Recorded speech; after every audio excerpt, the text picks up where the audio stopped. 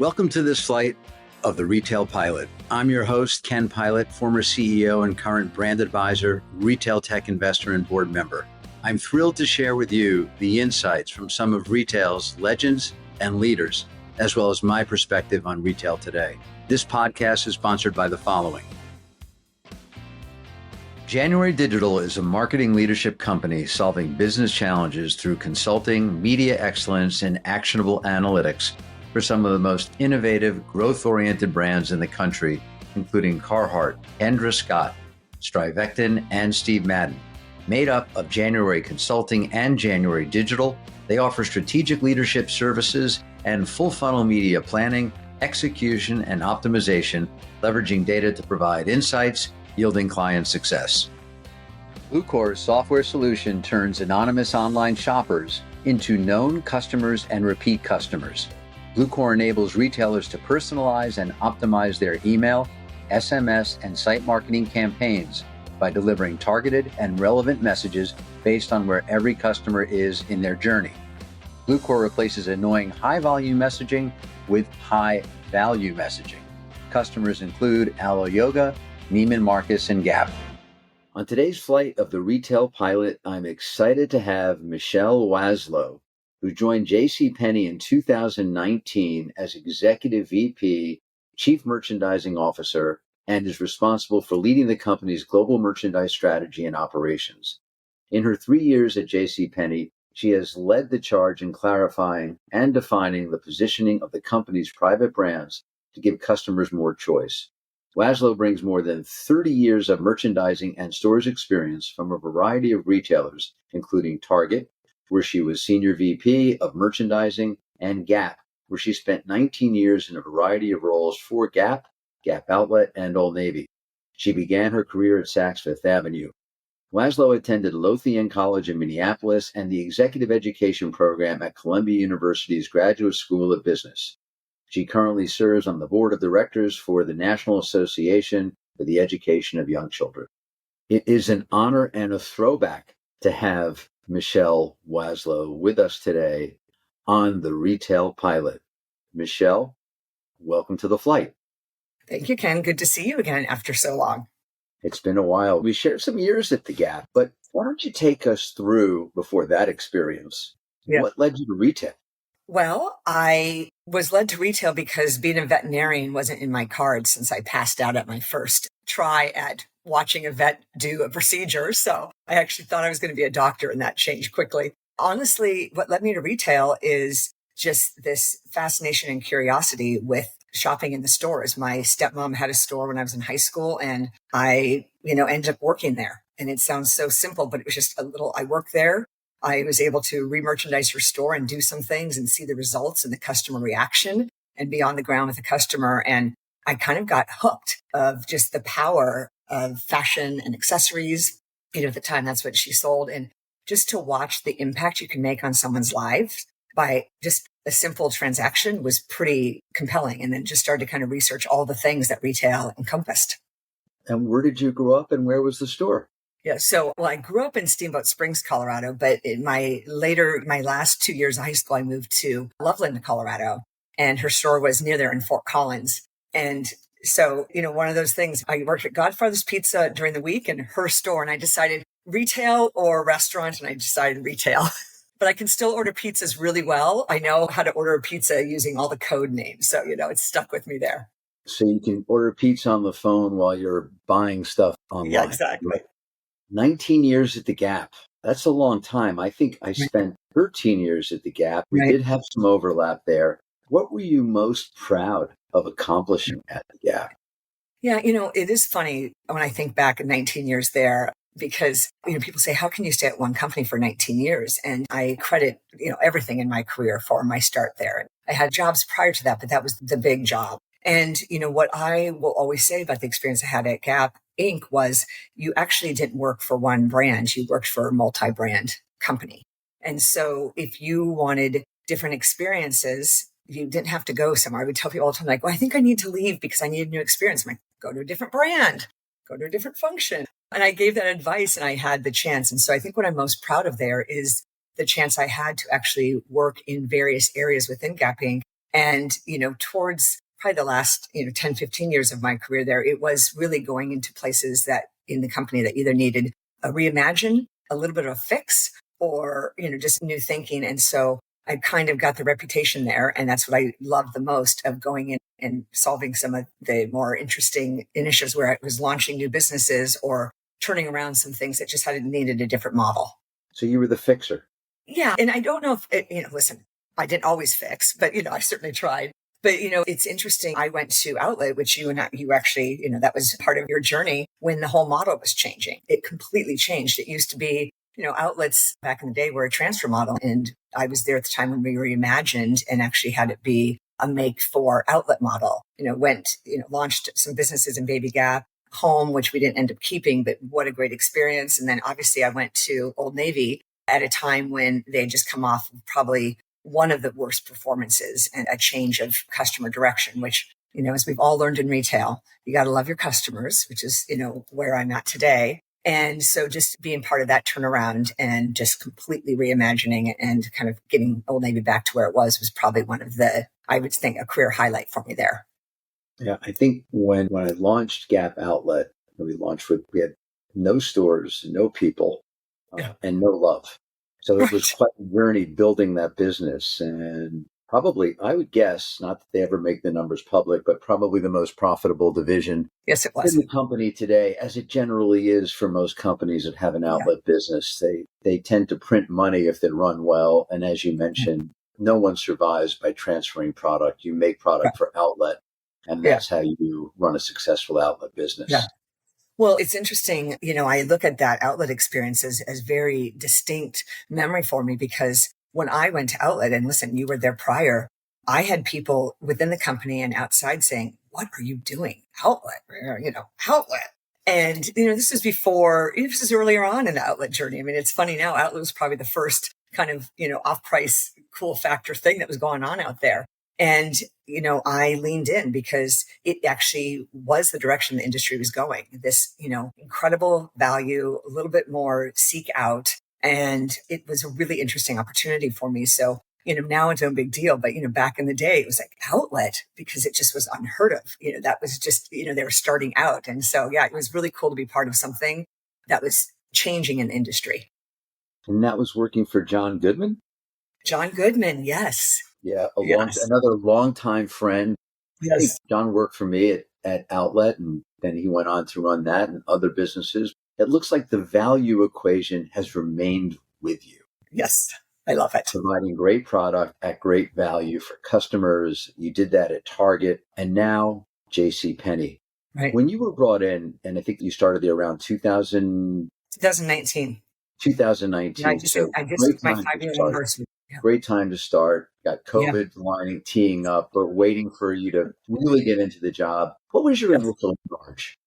Yeah, well, initially it was about the product. I mean, I've said something to all the leaders who work for me and people I meet, I think retail is actually not that hard. Good product sells, ugly product doesn't. It's just, we try to complicate it and make it about something different, and it's about the product. And so, when Jill Salto first brought me in, I mean, I had multiple, areas of responsibility underneath me, the focus. And, Mark comments to this day, thank goodness I got here 5 years. And, a few years before him was product. And so, I mean, I went in quick on product with the team. And it was just, I think there gets to be a point where we unintentionally forget what the customer's belief in the product is, and we start to personalize it.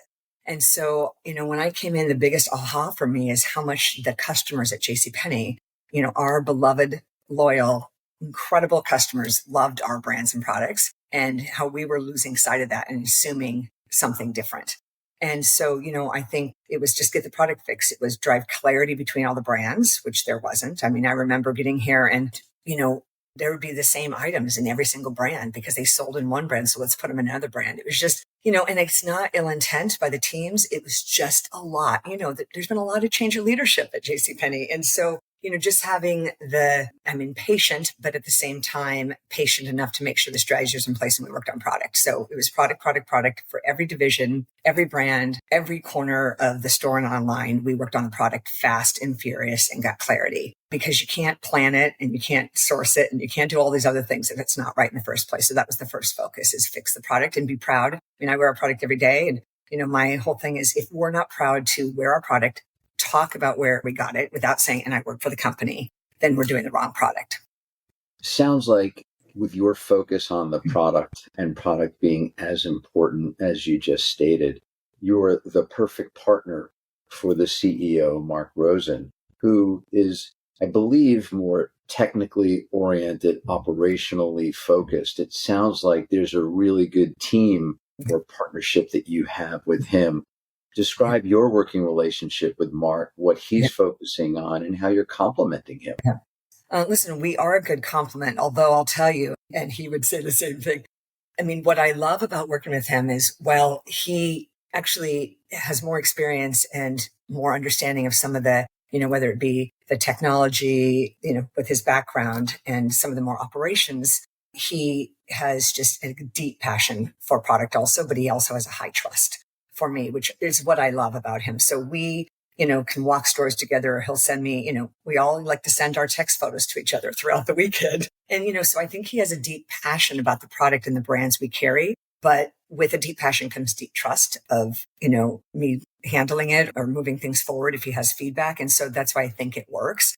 I think the other reason our relationship works so well is, we learn from each other. So I've learned a ton from him, and I love that. And I think he learns from me. And so, we're a yin and yang to each other at the same time. We have a very similar taste level of what we're doing and our beliefs in our product, how we want to market it, how it should look in stores, online. And so it's just been really great. I think the best leaders actually are genuine human beings. I think that's ultimately the best leaders. A leader who just wants to be like, I'm in charge and whatever, is never as effective as someone who, he's just a really, really good human being and an incredible leader of people. And therefore that makes him a great partner.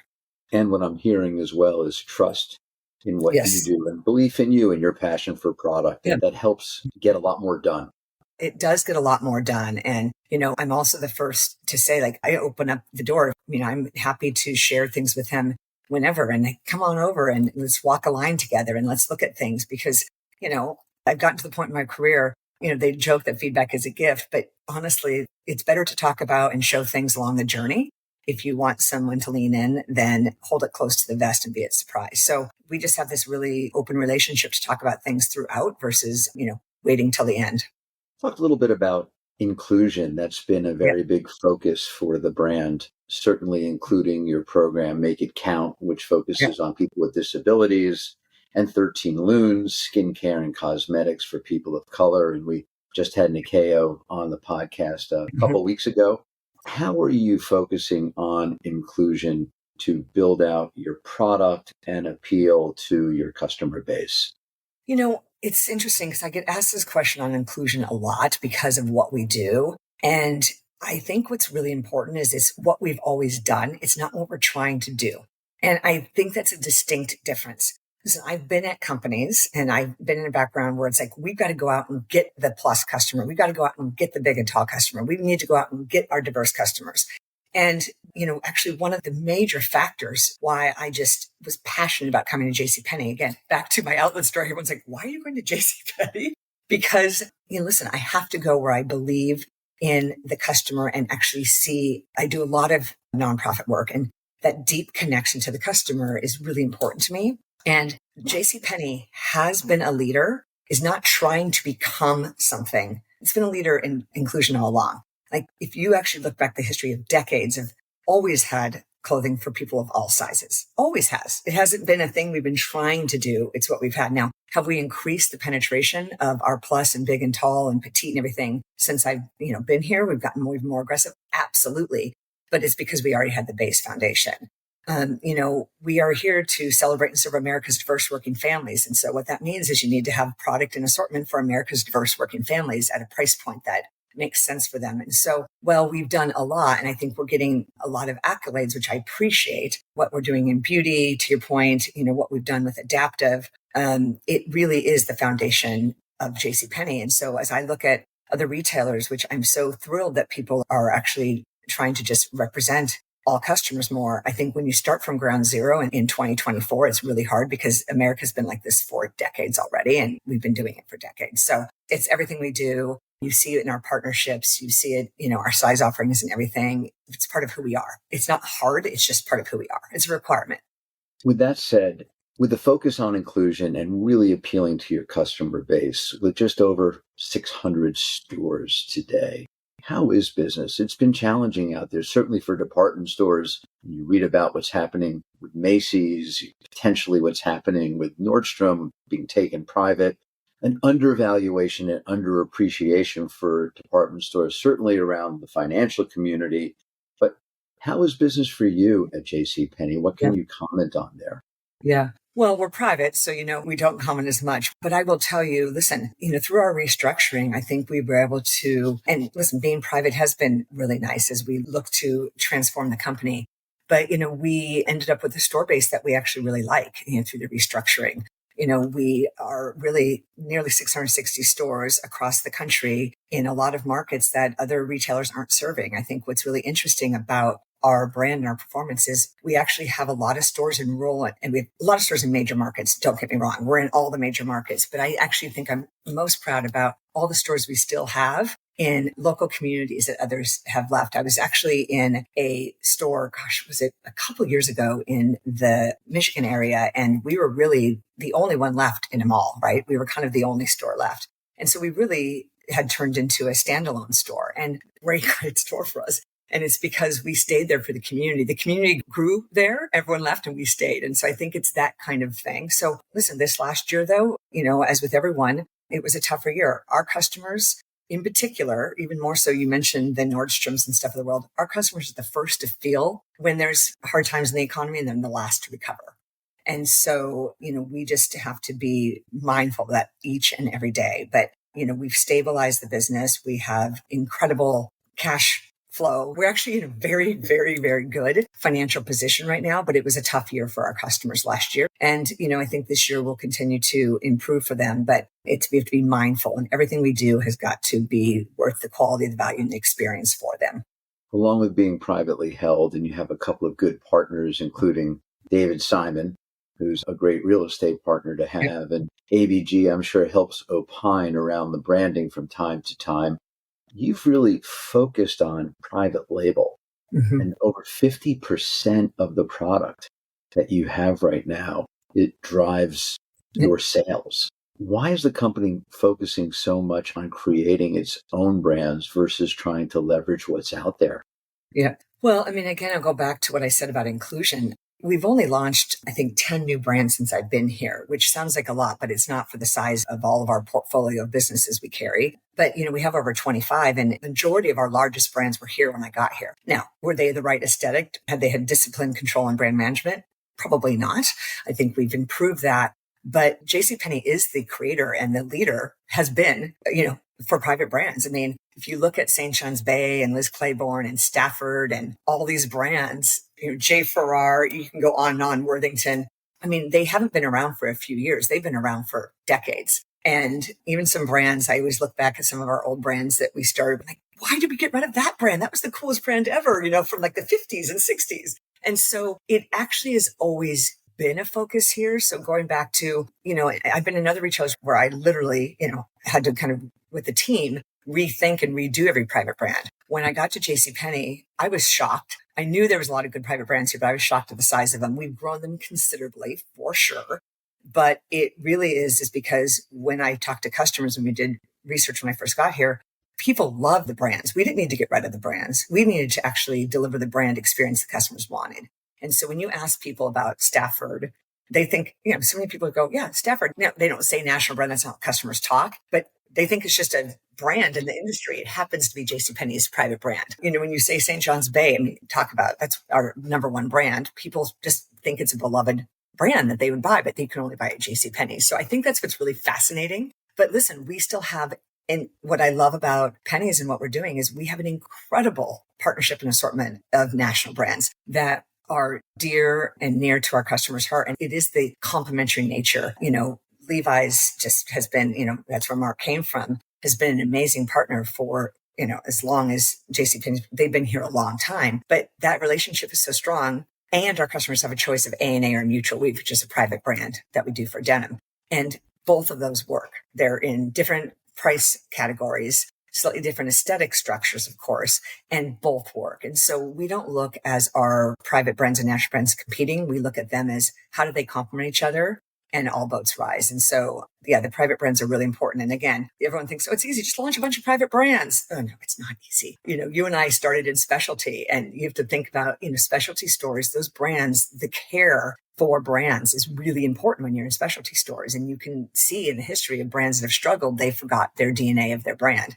Now imagine doing that 25 to 30 times within a department store. It's actually really, really, really hard work to make them feel different and to make them be complementary to each other, even in the private brand space. So that's what I think is really cool about what we're doing. And you asked earlier, why department stores? Listen, for our diverse working families, they're shopping with kids.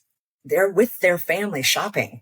If they can go just one place and get all of their needs for all the occasions, whether it's wedding, whether it's dress up, whether it's casual. I mean, that's why department stores exist. And I can only speak for JCPenney, we just need to do a consistent job of delivering what they're looking for. Let's take a quick break with a word from our sponsors.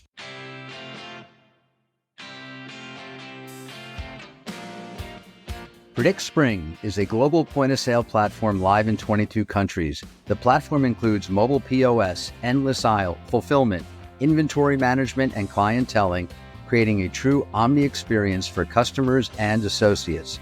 Predict Spring powers Suit Supply, Converse, Lovesac, Decium, Janie and Jack, and Bouclair. I have to say, I'm a little overwhelmed with the number 50% private label. That's a big number. That's big penetration, but probably more so that you have 25 brands that are constantly developing, creating new product. How do you structure or organize those brands on the design side and the leadership side? Are there teams for each brand, or are you leveraging design across brands? How do you do that? Yeah. Well, it depends. Listen, we have what we call the Big 10, right? So we have 10 brands that are doing, significant volume. And then there might be a brand that's quite small for a category of goods. I mean, we have North Pole Trading Company, which you only see weeks around holiday time. But it does depend on the brand. So we have brand teams. I mean, we have a team that lives and breathes Liz Claiborne, a team that lives and breathes, Stafford, or J. Farrar, St. John's Bay, and, or Umbrelle and Intimates. And so we do have the teams, the design team structured by brand. But for some of our smaller brands, they'll work across. And so that, I think the most important thing, and then merchandising, again, it depends on the brand. We have some merchants for brands and we have some that go across. But, one of the observations, I made as I've gotten here, and as I'm so proud of our team and how we operate, is you actually have to live and breathe the brand. You have to be able to design a brand and work with your partners to be like, yep, that's in the brand. Or when a trend comes out, listen, right now we're in a huge bottom cycle, which, you and I go back in the gapping days. Whenever there's a bottom cycle going on, it's really, we like new bottom cycles. And so I lived through the boot cut to the skinny to whatever. So now we're into looser, relaxed fits and wide leg and whatever. But, the most important thing that happens when a trend comes to the forefront where, it's easy to be like, put that trend everywhere in every brand.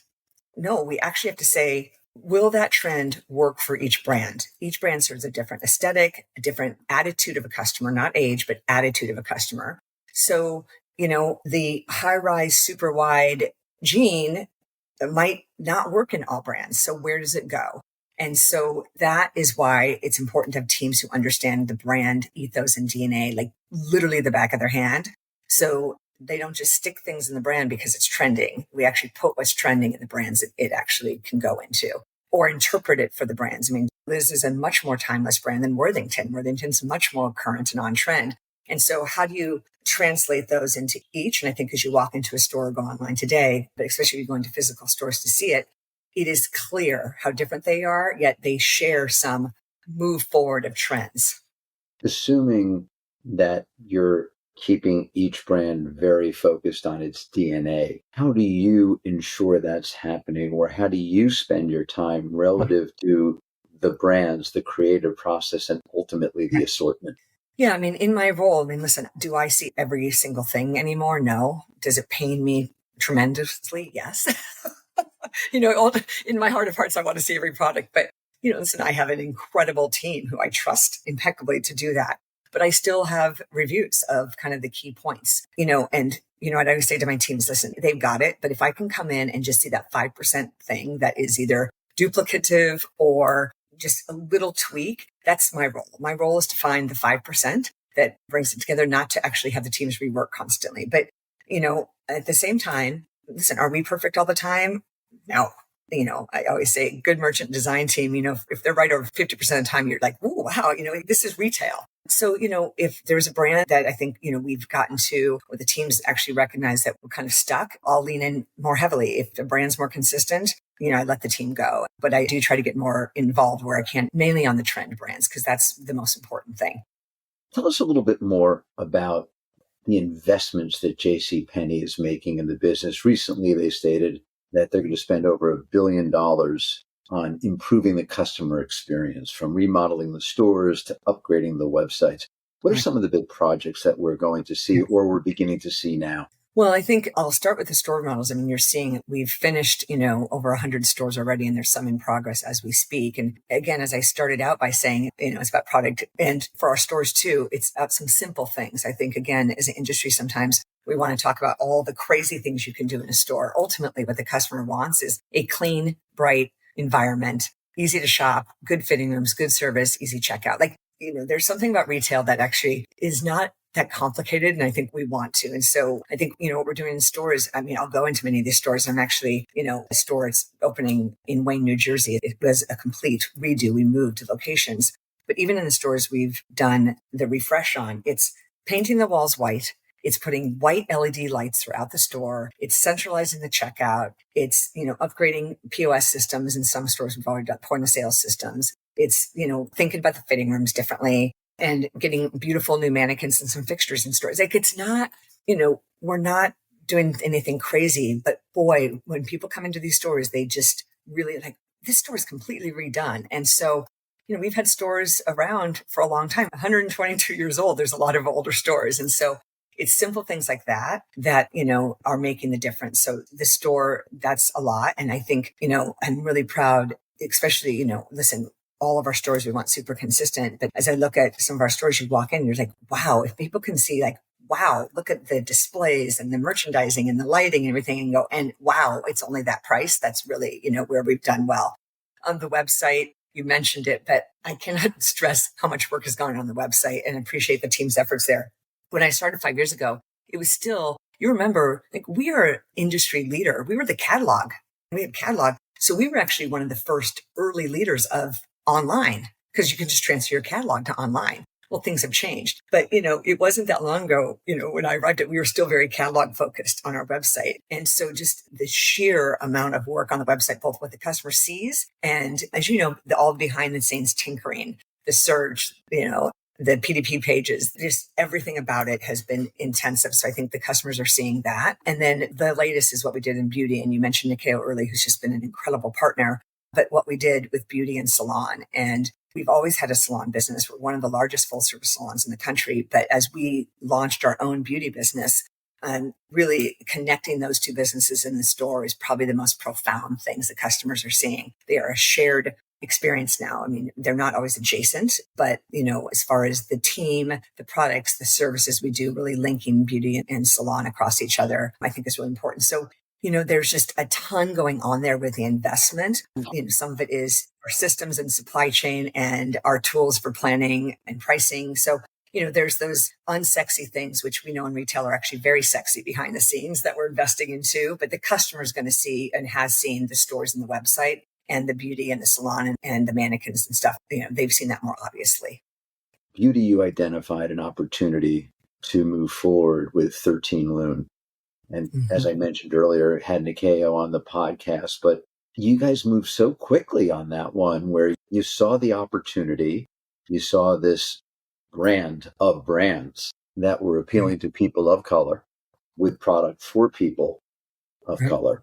and now it's in 600 stores. I mean, you Right. did that like overnight, which is Yes. amazing, but it sounds like that's the core. That was the big remodel within this beauty space. That now Yeah. sounds like it's a great opportunity, certainly to bring customers back to the store more frequently and give them another reason to go to JCPenney. Yeah, listen, I think I cannot thank enough, and I'm so appreciative of the partnership with 13 Lune and Nikeo and Patrick. It's been a very important part of our beauty space. And so, I think what people misunderstand, that is incredibly important. And it's why, and it's how we do represent diverse, shades for foundation and founder brands, but it's also part of a larger beauty strategy. And so, I think what I'm most proud of is, we have obviously we just launched some, major brands, Smashbox, Too Faced, etc., and a lot of fragrances more to come. It's the complementary nature, as I say about private national brands too, the complementary nature of some of the more established, well-known beauty brands with these founder brands that will become the next established big known brands. That is actually really nice. It's not one or the other. And I think customers, they haven't been there for a long time where they are one or the other of anything. They're actually wanting to experiment and try multiple things. And so that's what I'm most proud about our beauty space. And that's why I think, we're seeing more and more brands joining us right now, is because we actually are not shy about saying it's about all of that. It doesn't have to be about one or the other. It's about known and founder and discovery brands. And again, the link to the salon has just been incredible. I mean, we have, we really do believe we're a leader in texture in hair. I mean, we really are proud of that. And so not only do we carry hair products for textured hair and for, curly hair in our beauty space, but we link those services in our salon space. And so it's the full 360 that we're doing in beauty that I think is actually really revolutionary. Clearly, you've had major impact on product as a leader. Tell us a little bit more about your leadership style. Yeah. You might want to talk to my team, but Okay, what would your team say? yeah, don't call my team. I like that. I like that pivot. How would your team describe Yeah. Michelle as a leader? Yeah. So listen, I think ultimately, it's weird to say, but they say this, and I do believe it's true. I am a very transparent and inspiring leader. That's what I try to be. Like, I am warts and all.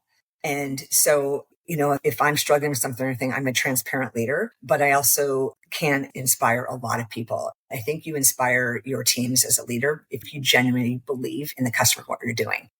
I wear our product every day. I love it. I live it. I breathe it. I love everything about it. And I believe in our customers so much. And so I think, if you don't believe in that, then your teams aren't inspired by you. And so I generally do. At the same time, I do hold my teams highly accountable. I mean, I might be more casual and fun and inspiring and all that, but ultimately I drive accountability. And when that accountability is there, then empowerment will be unleashed with the team. And so, half the time the team says, "Oh my God, you empower me so much. I want to spend more time with you." And the other half, they're like, "Could you actually empower me more because you're digging too deep in my business?" And so, that's the type of leader I am. It's like, listen, I'm going to dig in when you need me. And at some point, if I haven't leaned in, it's because I trust you that much on that particular aspect of the business. And so I have to pivot as a leader. I have to pivot all the time of not having one style. I mean, I have a fairly large team of senior executives that report to me, and they're all very different. And so I would say another thing about my leadership style is I've worked really hard, and I don't think I would have done this earlier on in my career.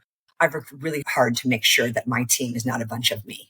Because if I have a bunch of me working for me, it's probably a disaster. And so, I have the thoughtful people that, I'm like this, let's go, make decisions, go, I used a lot of gut. And listen, I like to say my gut's right 100% of the time, but I'm certain it's wrong quite often.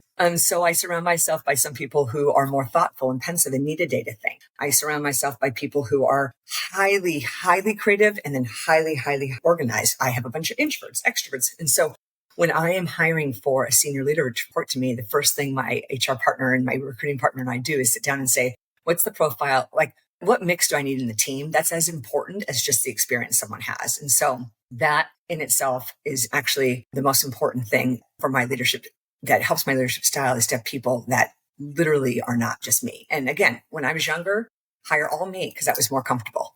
How many direct reports do you have? 12. Well, 14, right? 12-ish, 14. Yes. That's a But pretty they're amazing. Listen, it's not about the number, it's about the experience. And so, I have really experienced VP and senior vice presidents who report to me, decades of experience. And so, I look less at like, oh, they report to me, and more of what an incredible leadership team of partners that, I might need to lead in direction. But boy, first off, every one of them is way smarter than me in several aspects of the business. And that's, really important. And so, yeah, it's a very different structure when you get to this level of the type of leaders you have, because they're very, very senior and very, very smart. Where did you learn your most important lessons around leadership, or who were the leaders that most inspired you? Well, gosh, it's been so many, but I think about so many leaders inspire me, and there's been one common factor. Listen, I've worked for incredibly awesome female leaders and incredibly awesome male leaders. So it's actually, I've learned the most from the leaders that I respect the most are two things. First off, I said it about Mark and I'll say it again. You can actually be human and be funny and be, give a little hug and you can actually be human and be a good leader. Like, it's really important to me. Like, the people that I have learned the most from, there's a lesson I learned from them, but it's the how of them that I've learned the most from. And that is that they were just real human beings who had a connection with their team, who were transparent and honest, and just knew how to, laugh and love a bit, right? But what I've learned the most from all of them is do something you're uncomfortable doing. And so all the best leaders who actually have done most impact in my career have actually, I don't know if it's voluntold, forced, or nicely asked, but to do something that I didn't think I wanted to do, or that I wasn't sure I was prepared for. And one leader said to me, and I won't share who it is, but said to me, well, you can go and do something that you're comfortable with, or you can go do something that makes you really, really uncomfortable and actually learn more and take it back to how you're operating. And that's been the best advice. And so, when people look at all the areas that I've done or added to my responsibility, it's not because I'm actually an expert or like the best at those things. I know how to lead a team, and I have a high level of curiosity, and getting into something different makes you ask questions. If you do something you're comfortable with all the time, you stop asking questions. And if you do something you're uncomfortable with, you ask a lot more questions. And it actually re-engages the curiosity in the job you have that you're really good at. And so that's been the best piece of advice that I give to my team. I shamelessly steal that advice from leaders and give it to my team too. And so I think that's been the most important. With your career and having touched different brands and so many people, what accomplishment, if you could pick one, are you most proud of? Honestly, I think the accomplishment I'm most proud of is the tenure of the teams I've built. I mean, you cannot have, again, I think when I was younger and starting out, it's like, I'm going to be successful. And I think, the biggest accomplishment now is the team that I've built throughout my career at other companies, but specifically JCPenney, just the tenure. I mean, they, I think, enjoy working with me. They're super smart. Like I said, they're smarter than me. And I think it's what I see as accomplishing at JCPenney is a direct correlation to them, but it is establishing a good leadership team. It's the most important thing you can do, because if you think you can do it all, you're wrong. That'll give you like this, it'll take you this far, but that's about it. And so that's the thing I'm most proud of, is literally building a team that if I won the proverbial lottery tomorrow, as they say, that, people are in good hands. And that's really important. I think, I've literally gotten to the point in my career where I actually know how important it is to actually build a team that's better than me, because we can't either be proud of the team. I mean, and they, again, I said, they've been with me almost the whole time I've been here, for those who were here, those who I hired. And, so there's a very strong, dedicated, loyal team that I trust with everything. Well, critically important to get the right team on the bus in Yeah. order to do and accomplish Yes. anything. And then the corollary to that, I guess, would be people don't quit companies, they quit their bosses. And it sounds like you've done a great job, not only building the right team, but keeping people in their jobs, keeping them fulfilled, and driving results, which is critically important. Yeah. Well, I think the other thing that's really important that I'm really proud of actually is developing and building a team that actually is there for each other. Yeah, we have a lot of divisions and a lot of things going on and a lot of category, there's design and merchandising, all of it. But if a team can actually be there for each other to be like, oh my God, you're struggling.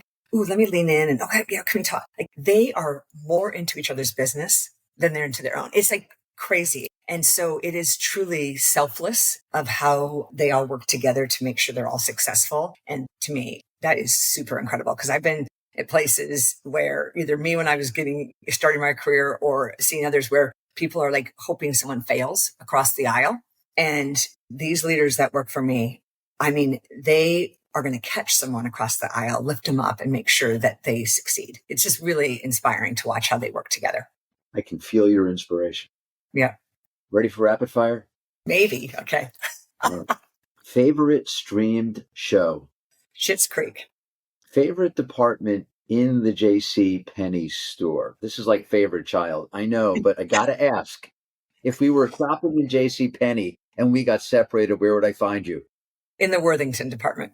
Favorite brand to shop outside of JCPenney if you were forced to wear someone else's apparel or home goods? I do have a RH. Love a good fire pit from RH. Nothing like a good fire pit from RH. Interesting time to be in the home space, but that's for another discussion. Yeah. Who would you most like to meet? Peyton Manning. You know, I'm a sports fan. Diehard. I mean, I watch golf, I watch football. I mean, people don't know that about me. I'm a diehard sports fan. And I'm a Denver Bronco fan, and I missed Peyton Manning. And he's funny. If you weren't at JCPenney and you could run any company, what company would you run? It wouldn't be a company, but believe it or not, I'd be sitting in DC and I'd be in politics. I know. Where'd you go from there? And with that, we're going to land this flight of the Retail Pilot. Michelle, thank you so much for joining us today. It was great to go a bit down memory lane and also hear about all the exciting things that are happening at JCPenney that you are very much a part of. Yeah. Thank you. Appreciate being here again. Good to see you. Thanks for tuning in to this week's flight of the Retail Pilot. And please give us a review on your favorite podcast platform.